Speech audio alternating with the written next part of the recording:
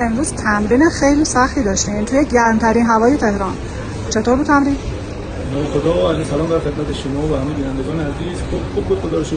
طبیعی هستش تو این دور از تمرینات پرفشار باشه و با برنامه‌ریزی که انجام دادن مربی و دیوان اساس با توجه به شرایط هر کشتیگی یه برنامه‌ای رو طراحی کردن ان شاءالله که تمریناتی که انجام میدیم مثبت ثمر بشه واسه مسابقات جهانی.